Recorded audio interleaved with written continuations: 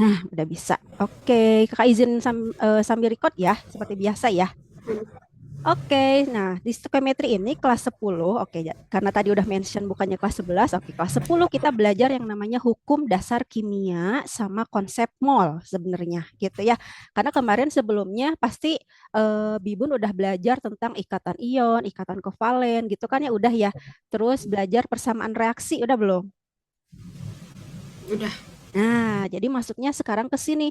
Jadi buat apa sih belajar ada yang namanya ikatan ion, ikatan kovalen sama persamaan reaksinya gitu.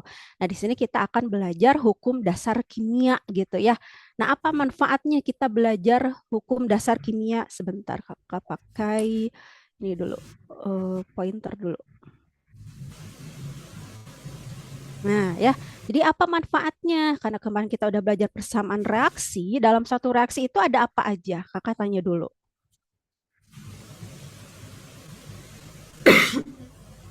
Apa?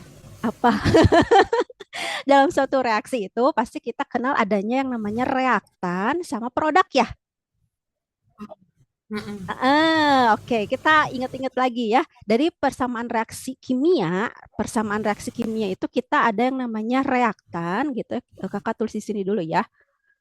Persamaan kimia, kita modalnya dua ini dulu.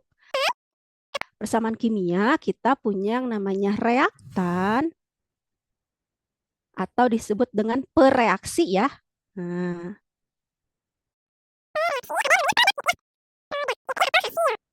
bereaksi ada yang namanya produk gitu ya, produk gitu ya atau hasil. Nah, jadi kalau kita orang kimia nih gitu ya, kalau mereaksikan sesuatu pasti harus jadi sesuatu, bener nggak? Harus jadi gitu kan ya. Jadi Mm-mm. kalau misalkan kita punya reaktan itu selalu di sebelah kiri. Misalkan kita punya A ditambah B. Nah, sebelah kanan itu adalah produk, jadi C ditambah D gitu ya. Jadi kalau kita punya senyawa atau molekul A ditambah molekul B itu harus jadi yang baru, yaitu jadi C atau jadi D gitu kan ya. Nah, persamaan reaksi kan kayak gini. Nah, hukum dasar kimia kita belajar bagaimana sih kita menentukan jumlah zat yang tepat gitu. Jadi kita tuh nggak bisa sembarangan mereaksikan suatu molekul dengan molekul lain gitu, nggak bisa gitu ya. Jadi kita harus ini mengerti mengerti dasar dari kimianya seperti apa, hukum-hukum dasar kimianya seperti apa. Jadi menentukan jumlah zat yang tepat dalam reaksi seperti apa gitu ya, memaksimalkan hasil. Jadi nanti hasilnya maksimal. Misalkan Bibun pengen bikin zinc oxide misalkan. Kepikiran nih mau bikin zinc oxide gimana sih biar hasilnya tuh maksimal jadi zinc oxide gitu. Berarti kan jumlah zat reaktannya harus benar gitu kan ya, agar hasilnya maksimal dan meminimalisir limbah. Karena kemarin kita udah belajar green chemistry, ingat dalam kimia itu kita harus meminimalisir limbah yang ada gitu ya. Jadi nggak boleh sembarangan terhadap lingkungan juga gitu. Kita boleh mengadu sains dalam kimia, dapat mereaksikan A sama B jadi apa gitu. Tapi kita ingat lingkungan pun harus tetap bersih gitu ya. Jadi dengan dasar-dasar kimia ini, dengan hukum dasar kimia ini, kita akan mengerti bagaimana cara kita untuk mereaksikan dua reaktan atau dua molekul menjadi produk yang berhasil gitu ya, produk yang berguna, bermanfaat gitu. Nah, dalam kimia, hukum dasar kimia itu ada 5. Bentar ya, kakak iniin dulu. Uh, Bibu nanti kakak minta email ya. Nanti OneNote-nya ini kakak kirim ke emailnya Bibun ya. Biar nanti bisa Bibun buka terus ini OneNote-nya gitu sebagai catatan. Sambil nyatet sekarang juga boleh ya.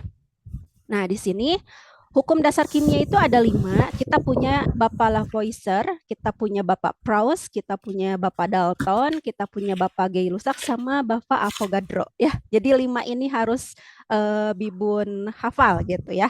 Jadi hukum Lavoisier ini pertama kita akan berbicara mengenai kekekalan massa. Massanya harus gimana sih dalam satu reaksi gitu ya. Terus hukum Proust berarti ini perbandingan tetap. perbandingan apa yang dimaksud, nanti unsur-unsurnya bagaimana gitu. Terus Dalton kelipatan berganda, kemudian Gay-Lussac perbandingan volume, sama hipotesis Avogadro nanti berhubungan sama perhitungannya, sama konsep mol yang akan kita nanti pelajari gitu ya. Oke, yang pertama kita ke hukum Lavoisier dulu. Oke, Bapak Lavoisier ini mengenai kekekalan massa. Kekekalan massa itu maksudnya apa gitu ya. Jadi di sini ada yang disebut dengan kekekalan massa pada reaksinya. Nah, kekekalan massa pada reaksinya. Bapak Lavoisier bilang, di dalam suatu sistem tertutup, massa zat sebelum dan sesudah reaksi adalah tetap. Maksudnya seperti apa? Jadi di sini kakak kasih contoh di sebelah kanan. Nah, contohnya misalkan kita pengen bikin metan. Nah, pembakaran metana gitu ya. Metan itu kan CH4 ya. Nah, di sini kita tulis dulu. Ini untuk hukum Lavoisier ya. Hukum Lavoisier. Nah, ini hukum kekekalan massa nih. Jadi maksudnya kekekalan massa itu, jadi kalau kita misalkan ada pembakaran metan nih, metan CH4, kalau pembakaran itu pasti membutuhkan oksigen ya, jadi ditambah 2O2 menjadi CO2 akan menghasilkan karbon dioksida ditambah air gitu kan ya. Nah, massa pada reaktan kita punya massa CH4 16 gram dan massa oksigen adalah 32 gram. Karena oksigennya kita 2 berarti dikali 2 berarti kan 16. Nah, CH4 16 gram 2 gram itu 80 gram.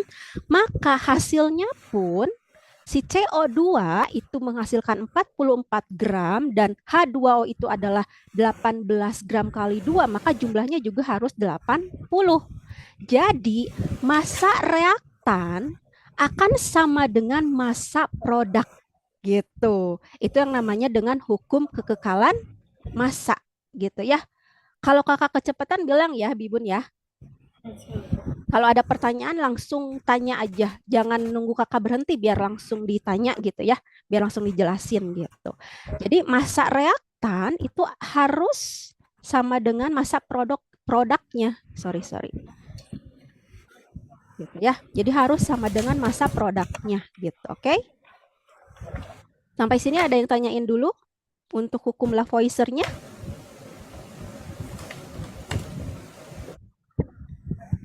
Ada yang tanyain dulu? Nah, jadi kalau Bibun nanti di eksperimen gitu ya, hukum dasar kimianya tuh kalau mereaksikan sesuatu, nah kalau massa reaktannya 100 berarti produknya juga harus 100 atau pasti 100 gitu berdasarkan hukum Lavoisier-nya gitu ya. Itu untuk yang pertama. Yang kedua, kita punya hukum Proust. Nah, hukum Proust bilang apa? Nah, di sini hukum Ross itu perbandingan massa. Kalau tadi jumlah massa Lavoisier, kalau untuk Proust itu adalah perbandingan massa. Perbandingannya harus seperti apa gitu ya. Nah, perbandingannya selalu tetap. Jadi kalau 2:1 nanti massanya juga 2:1 gitu. Gak akan berubah gitu ya. Jadi bedanya sama Lavoisier tadi, kalau Lavoisier jumlah massanya, ingat jumlah massa reaktan sama dengan jumlah massa produk. Kalau Proust itu perbandingan massanya selalu tetap. Bukan sama ya, selalu tetap. Kalau 2:1 ya 2:1 terus gitu. Kalau 3:4 ya 3:4 gitu ya. Nah, contohnya di sini misalkan kita bikin H2O. Nah, bentar. Nah, kakak tulis di sini dia untuk hukum Proust ya. Nah, di sini hukum Proust. Oke. Bibun baru dengar kah nama-namanya?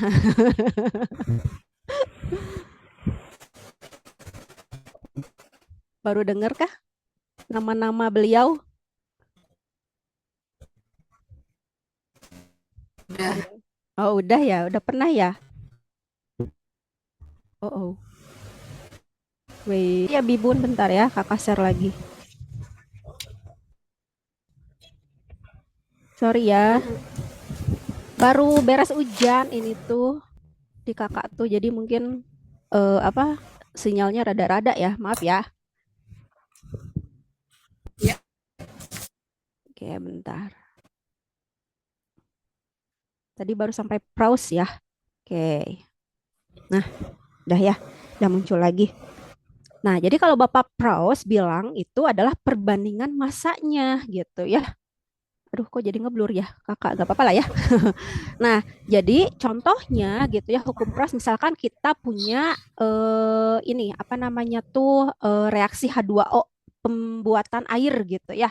Nah, air itu terbentuk atau H2O itu terbentuk dari dua hidrogen, jadi dua atom hidrogen.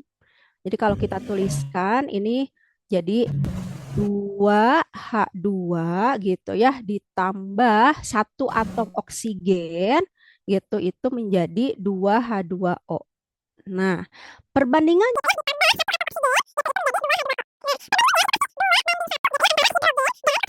itu pasti 2:1 gitu ya antara hidrogen dan oksigennya gitu.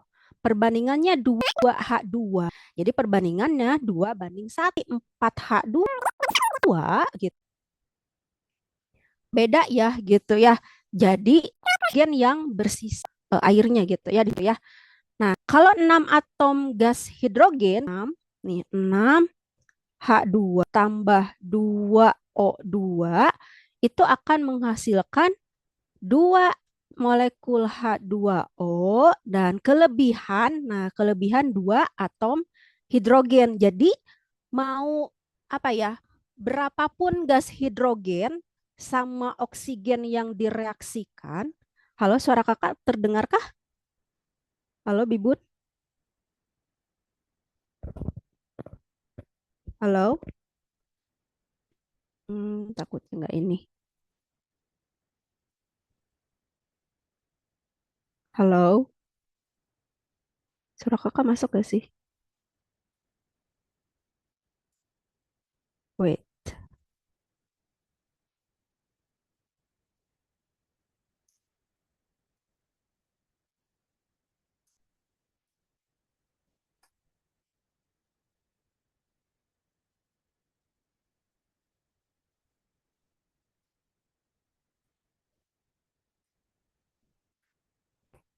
Halo?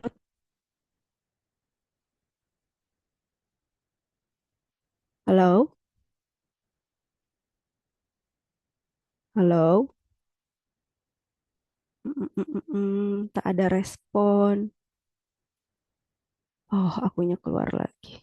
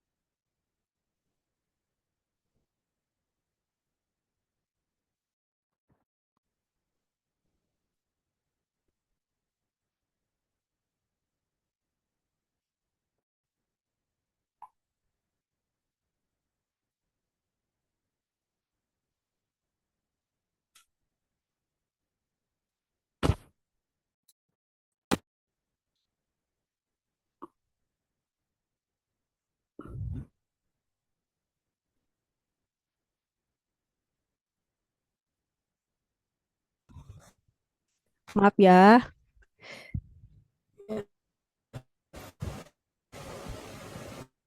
Oke, bentar. Kakak share screen lagi.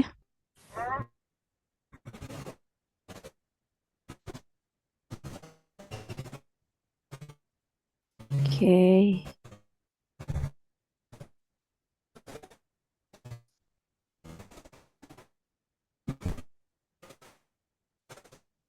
Oke, cek-cek dulu. Suara kakak masuk nggak? Halo, Bibun?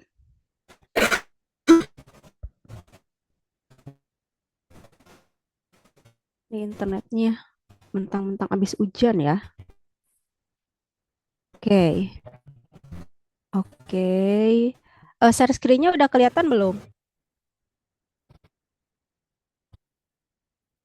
Halo? Belum. Oh, belum. Masih loading ya? Sekarang udah belum?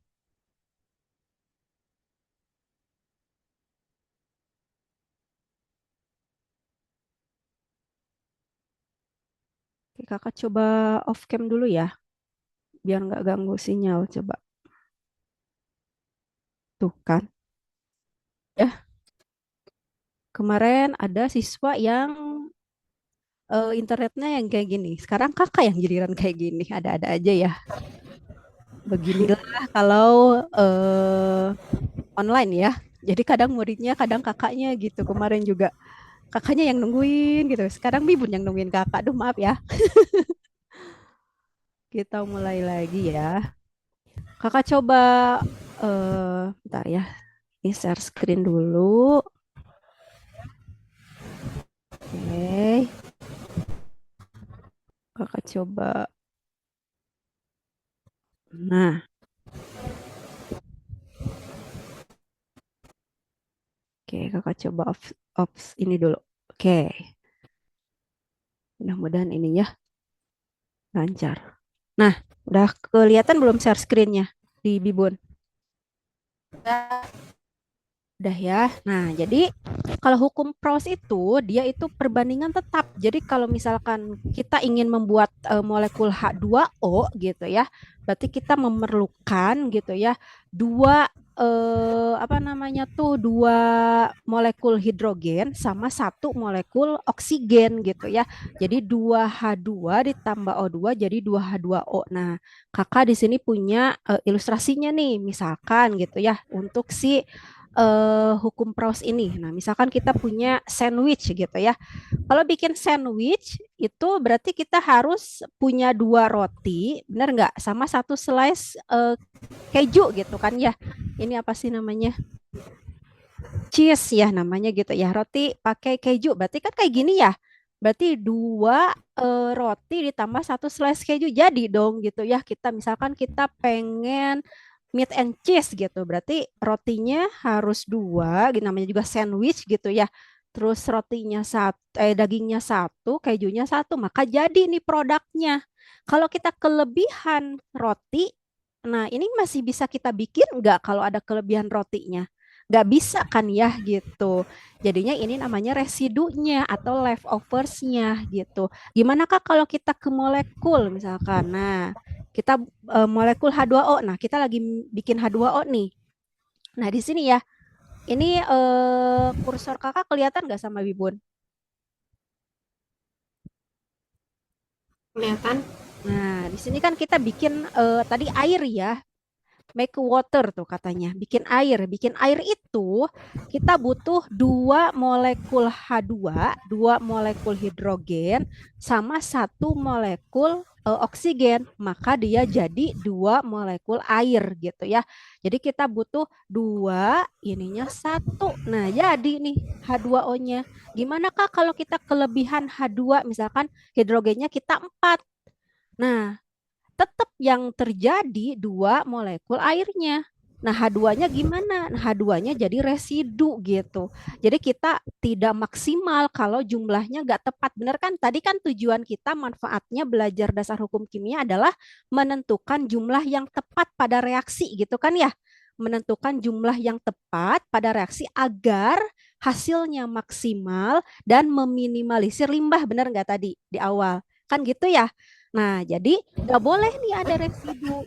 Nah, kalau ada residu dalam suatu reaksi, itu akan menjadi limbah gitu. Makanya kita harus tepat gitu ya untuk untuk mereaksikan sesuatu agar menjadi suatu produk gitu. Kalau misalkan kita tiga nih tetap nih gitu nggak jadi. Tetap ada residunya H2-nya atau O-nya kelebihan tetap ini jadi residu gitu kan nggak membentuk air. Pokoknya air itu terbentuk dari dua gas hidrogen ditambah satu oksigen gitu. Jadi perbandingannya tetap gitu. Jadi maksud Bapak Praus di sini yang dimaksud dengan perbandingan tetap itu seperti itu. Jadi kalau misalkan bikin amonia gitu ya, kita mau bikin amonia, amonia itu terbuat dari satu molekul gas nitrogen ditambah tiga molekul hidrogen, maka menghasilkan dua molekul NH3, dua molekul amonia gitu. Jadi di sininya satu, di sininya tiga. Nah, tiga tuh. Makanya jadi nih dua molekul NH3-nya, jadi amonianya gitu. Kalau kelebihan nitrogen gimana Kak? Nah, kalau kelebihan jadi residu. Jadi limbah nantinya kan nggak boleh gitu. Jadi maksud Bapak Pros tuh gitu ya. Jadi perbandingan antara molekul pada reaktan itu harus sama dengan molekul pada hasilnya gitu. Jadi tidak boleh menghasilkan residu gitu. Jadi perbandingannya harus tetap gitu ya. Nah, di sini ada pertanyaan dulu nggak dari Bibun? Nggak ada. Jadi paham ya. Jadi untuk membentuk suatu produk atau hasil itu perbandingannya harus tetap gitu. Jadi kalau air kayak tadi hidrogennya dua, oksigennya satu, maka jadi dua molekul air.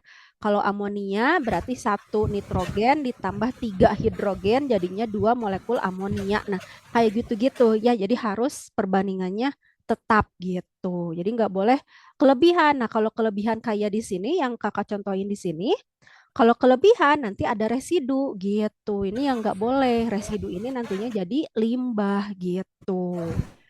Ya, itu baru dua. Sekarang yang ketiga, karena belum ada pertanyaan, jadi kita lanjut ke nomor tiga ya. Nomor tiga kita punya Bapak Dalton gitu ya. Nah, kalau Bapak Dalton, kalau tadi perbandingan tetap, kalau Bapak Dalton bilangnya kelipatan berganda katanya gitu. Jadi kelipatan bergandanya kayak gimana? Jadi hukum Dalton ini menjelaskan bahwa dua unsur atau lebih dapat membentuk lebih dari satu senyawa yang berbeda. Nah, keywordnya di sini.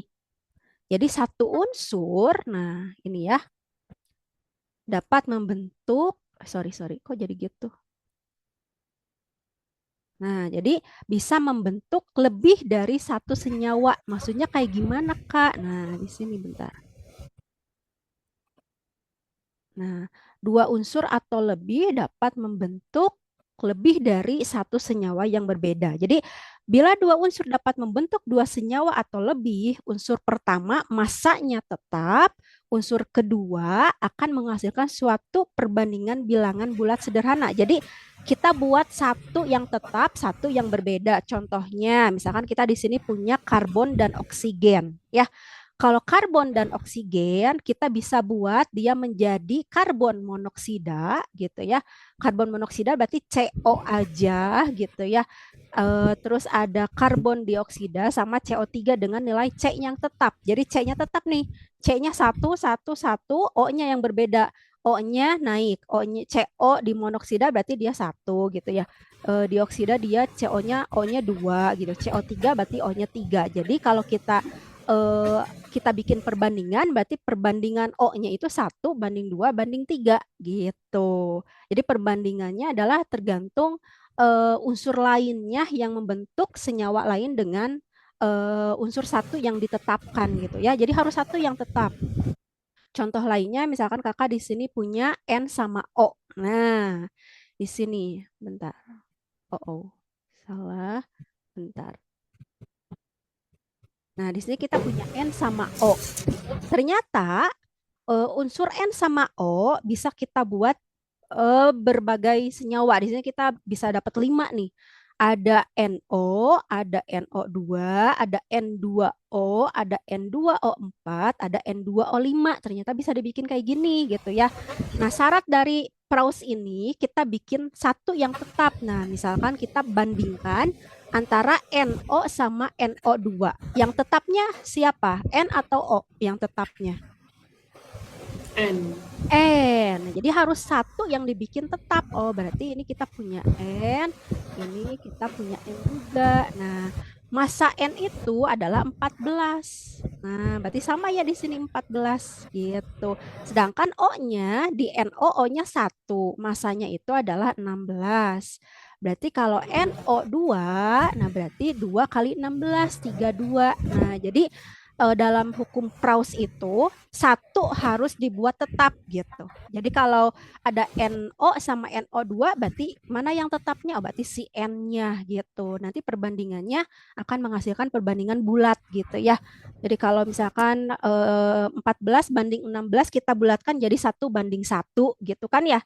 Kalau 14 banding 32 kita bulatkan bisa jadi 1:2 gitu kan ya. Jadi sesuai dengan unsur-unsur yang membentuk senyawanya gitu. Jadi contohnya kayak gitu ya. Jadi harus satu yang dibuat tetap gitu ya. Kalau untuk Bapak Praus gitu. Nanti perbandingannya adalah si unsur pembentuk senyawa lainnya gitu. Kayak gitu. Yang tanyain dulu buat Bapak Praus. Nggak ada. Nggak ada. Oke, kita lanjut dulu ya ke nomor 4 ya. Gay Lusak ya. Oke. Kita karena tadi ada trouble sedikit, kita tambahin dikit waktunya nggak apa-apa ya, Bibun. Terlalu malam nggak buat Bibun? Terlalu malam nggak?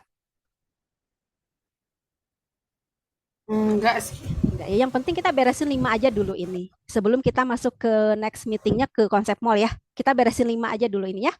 Oke, keempat. Nah, Oke. kita punya Bapak Gay Lusak. Nah, kalau Gay Lusak ini sebenarnya dia ada hubungannya sama Avogadro. Jadi berhubungan antara tekanan, suhu, sama volume gitu. Jadi dalam reaksi itu ternyata kita harus apa ya? Harus bisa menentukan tekanannya. Karena kan mereaksikan sesuatu kita kan bisa dengan suhu gitu ya, memanaskan atau dengan kita beri tekanan, kita kasih volumenya berapa liter dan sebagainya kayak gitu. Makanya di sini Gay-Lussac sama Avogadro hubungannya antara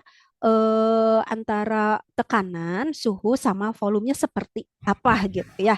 Nah, kalau Bapak Gay-Lussac nanti Bibun ketemu lagi Bapak Gay-Lussac di kelas 11 fisika tapi belajar gas ideal. Nanti ya kelas 11 ketemu lagi sama Bapak Gay-Lussac di mana apa namanya tuh volumenya tuh konstan gitu. Jadi di sini volumenya konstan ya, memiliki perbandingan yang bilangan bulat. Nah, di sini nih pada suhu dan tekanan yang sama, volume gas-gas yang terlibat dalam reaksi berbandingan sebagai bilangan bulat sederhana. Nah, jadi kalau Bapak Gay-Lussac itu perbandingannya perbandingan volumenya gitu ya. Jadi antara tekanan dan suhu itu ada perbandingan volumenya. Bagaimana perbandingan volumenya? Kita lihat grafiknya di sini. Nah, jadi grafiknya itu antara pressure and temperature, berarti antara tekanan dan suhu gitu ya.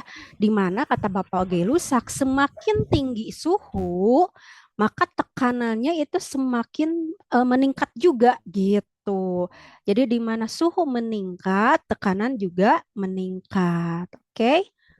Suara kakak masih kedengeran nggak?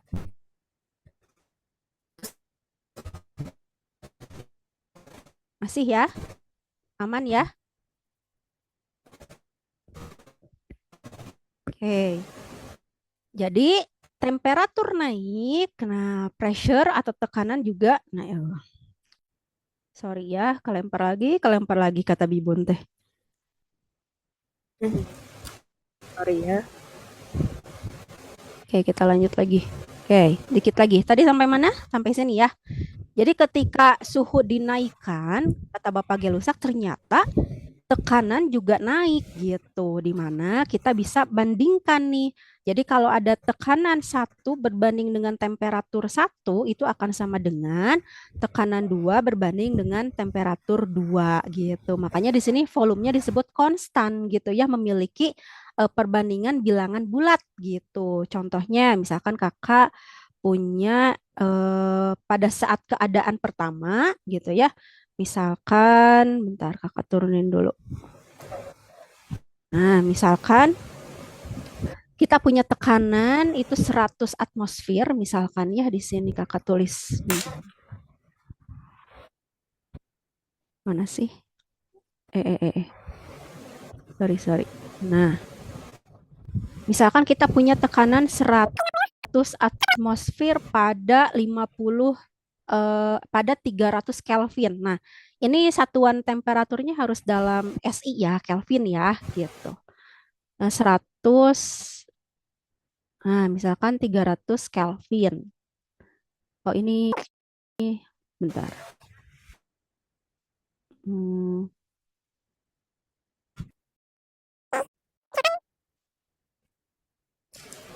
oke. 200 Kelvin teh misalkan 200 Kelvin ya, jangan tinggi dulu. Misalkan suhu pertamanya 200 Kelvin gitu ya. Berarti 100 banding 200. Nah, 100 banding 200 misalkan tekanannya naik menjadi 300 atmosfer. Nah, ininya suhunya naik menjadi 600 Kelvin. Nah, kalau kita bandingkan nih 100 banding 200 itu kan berarti perbandingan paling kecilnya 0,5 ya. Benar ya, 0,5. Terus ini 300 bagi 600 juga 0,5. Nah, artinya jadi perbandingan volumenya tuh tetap gitu ya. Jadi akan menghasilkan perbandingan yang tetap. Jadi kalau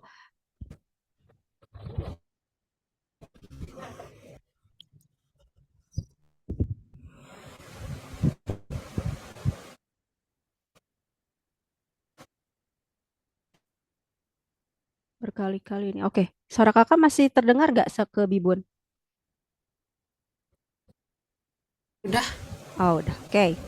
Jadi dia perbandingannya tuh tetap gitu ya. Jadi kalau misalkan kita punya tekanan pertamanya 100, suhunya 200, nah nanti ketika dinaikkan dia tekanannya jadi 300, suhunya 600. Jadi perbandingannya sama ya.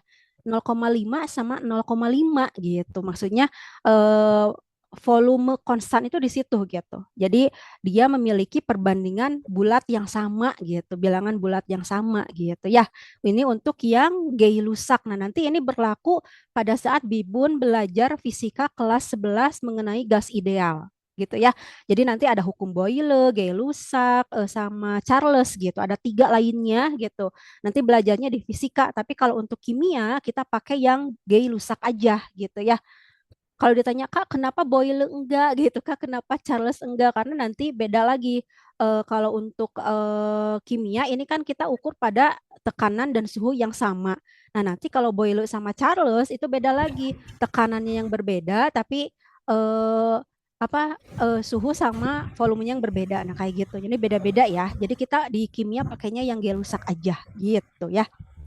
Nanti ada gas ideal sama gas mutlak. Nanti belajar di kelas 11 fisika semester 2 kalau nggak salah. Tergantung kurikulum sekolahnya ya. Jadi nanti ketemu lagi sama Bapak Gailusak ya. Gitu. Jadi kalau nanti ditanya sama guru fisikanya, kenal nggak sama Bapak Gailusak? Kenal Pak gitu. Atau Bu dari kimia gitu. Karena dibahas juga hal yang sama gitu ya. Gitu. Nah untuk Avogadro, nah bedanya untuk Avogadro, kalau Avogadro tadi antara grafiknya adalah antara suhu dan tekanan. Nah, untuk Gay-Lussac ya, kalau Avogadro grafiknya itu antara mol sama volume. Nah, jadi volumenya muncul di Avogadro justru karena Bapak Gay-Lussac gak ngomongin soal volume gitu ya. Makanya Bapak Avogadro ngomongin, nah volumenya kemana gitu kata Bapak Avogadro. Oh ternyata hubungannya sama mol gitu. Ternyata semakin tinggi molnya atau semakin kita naikkan molnya, ternyata volumenya juga naik gitu ya. Jadi mol itu adalah jumlah partikel yang ada pada suatu molekul. Nah, mol. Jadi kalau molnya naik, artinya kan jumlah partikelnya kan naik. Berarti kalau jumlah partikelnya naik, ya otomatis volumenya juga naik dong. Karena jumlah kan ya. Jadi harus memenuhi ruangan gitu. Makanya volumenya juga naik. Nah, hubungannya di sini kalau kata Bapak Avogadro yang konstan itu justru temperatur sama pressure-nya. Yang konstan itu adalah tekanan sama suhunya, volumenya yang berbeda yang disesuaikan dengan molnya gitu. Jadi kayak Bapak Avogadro tuh kurang menerima nih kenapa apa namanya volumenya ditetapkan tapi suhu sama temperaturnya suhu sama pressure-nya naik gitu. Jadi Bapak Avogadro eksperimennya gimana kalau kita naikin jumlah partikelnya yaitu molnya, oh ternyata volumenya juga bertambah gitu. Jadi ada hubungannya nih gitu ya pada saat temperatur dan suhu yang konstan atau yang tetap gitu. Ini ya jadi N1 per V1 jadi mol 1 dibandingkan dengan volume 1 akan sama dengan N2 per V2. Jadi artinya perbandingannya tetap juga di sini gitu ya, perbandingan untuk pressure sama temperaturnya kayak gitu. Sampai sini ada yang ditanyain dulu dari Bibut? Kita udah selesai sampai hukum Avogadro.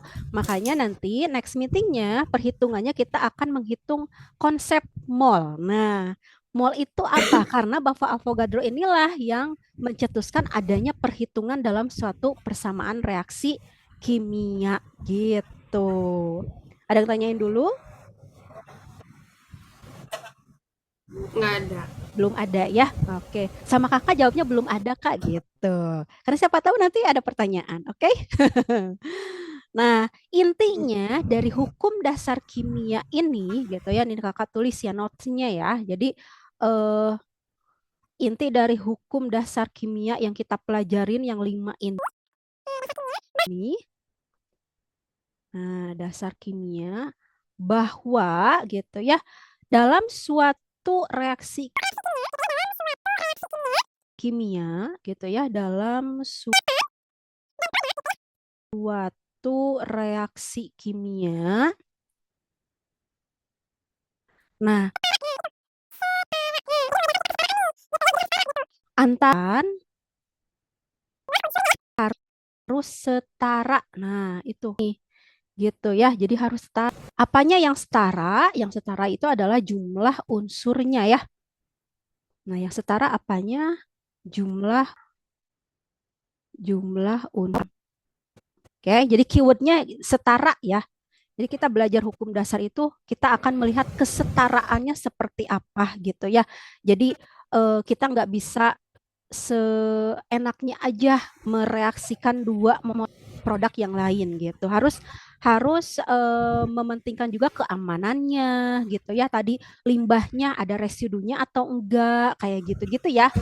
Jadi nggak bisa sembarangan. Nanti kalau misalkan Bibun jadi dokter, proses buat obat juga harus paham gitu kan ya. Ini obatnya bener nggak sih gitu kan ya, terbuat dari apanya, reaksinya kayak gimana. Nah itu juga berhubungan kayak gitu ya.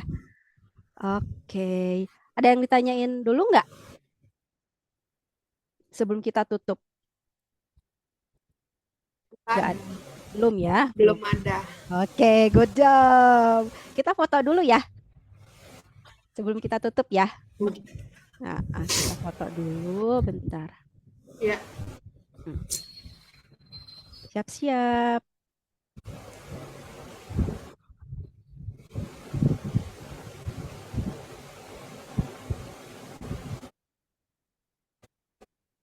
Oke, wait. Foto aja loading ya.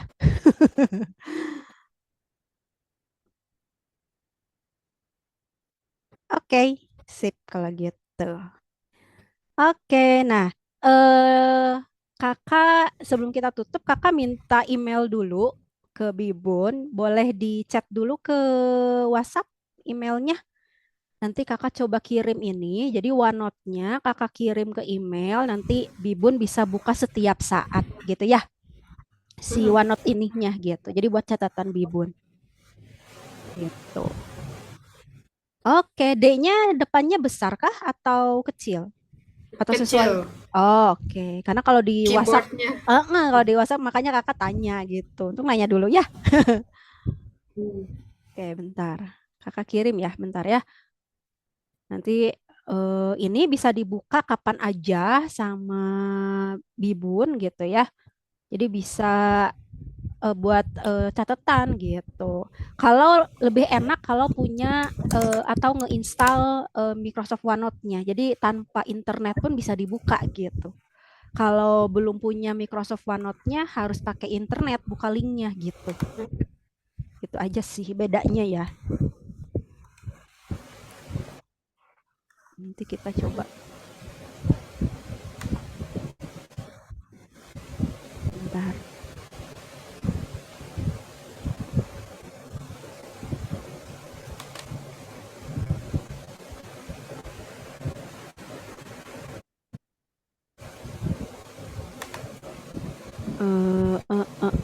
Oke, bentar. Share this. Nanti kita coba cek ya di Bibun kira-kira kebuka atau enggak ya. Bentar. Share-nya ada lama banget ya. Karena di sini kakak udah nyimpen latihan soalnya juga. Tadinya kalau keburu waktunya kita mau latihan soal nih gitu ya. Tapi karena berhubung udah terlalu malam juga. Bibun kalau jadwalnya digeser ke jam 8 mau nggak? 8. Oh, jadi iya. Bisa. jadi nggak setengah 9 banget gitu. Biar nggak terlalu malam, Bibunnya juga belajarnya. Atau ada kegiatan nggak isyaknya? Iya. Nggak ada sih. Nggak. Boleh ke jam 8 atau setengah 8 maunya yang mana?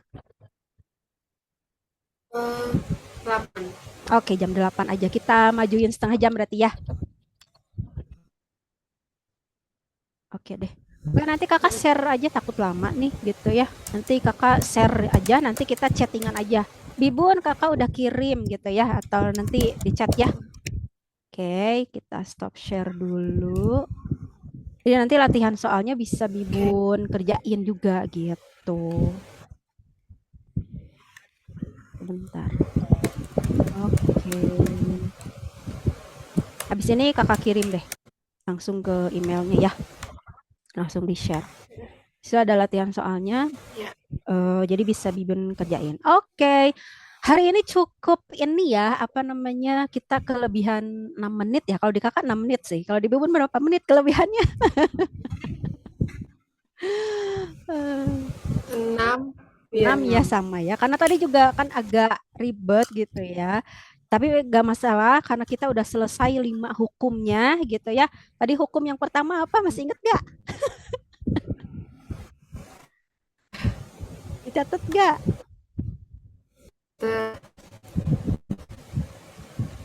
Hukum apa aja yang 5-nya? Hukum Lavoisier, Betul. Proust, Dalton, Gay-Lussac, sama Avogadro. Good job. Jadi kita udah selesai nih 5 hukumnya, berarti pekan depan kita ke konsep mall.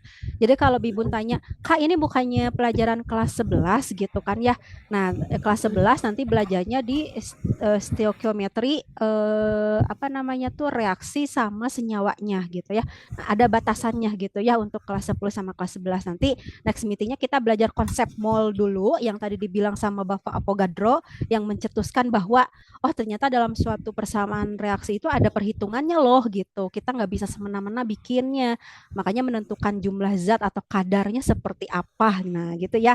Jadi nanti kita bahas. Kalau soal yang di OneNote-nya Bibun mau kerjain dulu. Misalkan aku udah paham nih tadi kan nggak ada pertanyaan sama sekali nih sama kakak gitu ya. Jadi mau coba ngerjain latihan soalnya boleh gitu ya. Nanti pas OneNote-nya kakak udah kirim ya. Jadi boleh dilihat latihan soalnya. Di situ ada masing-masing 3 soal untuk hukum masing-masingnya. Kalau bisa dikerjakan, alhamdulillah. Kalau enggak, misalkan, Kak aku mau bahas soal, boleh enggak? Boleh banget gitu. Sebelum ke konsep mallnya, misalkan kayak gitu. Boleh banget ya. Nanti kita diskusiin aja di next meetingnya gimana. Oke? Oke, sip kalau gitu. Oh ya, Bibut selain di Komuba ada les lain kah di tempat lain? Ada. Oh, ada. Sama belajar fisika, kimia, matematika juga?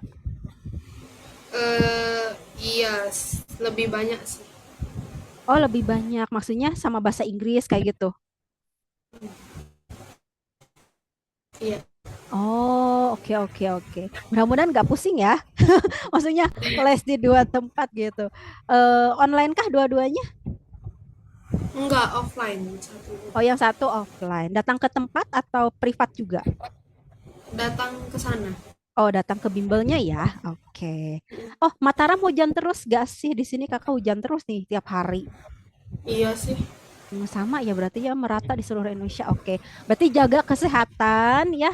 Karena kan bentar lagi mau ujian akhir semester juga. Pokoknya kalau anak sekolah tuh harus minum air putih yang banyak, jaga kesehatan, tidur yang cukup gitu ya. Jangan begadang-begadang ya. Biasanya kan anak eh, Kak aku drakoran dulu, drakoran mulu gitu kan ya. Jadi drakornya di weekend aja gitu. Kalau misalkan weekdaysnya dijaga kondisi tubuhnya ya gitu ya. Pokoknya ke semua siswa kakak gitu aja. Jaga kondisi tubuh biar kita bisa belajarnya bisa tetap fokus kayak gitu ya. Oke deh kalau gitu. Thank you buat hari ini Bibun. Semoga pekan depan kita ketemunya lancar segalanya ya dari koneksi internetnya ataupun dan lainnya. Oke, bye-bye. See you next week. Ya.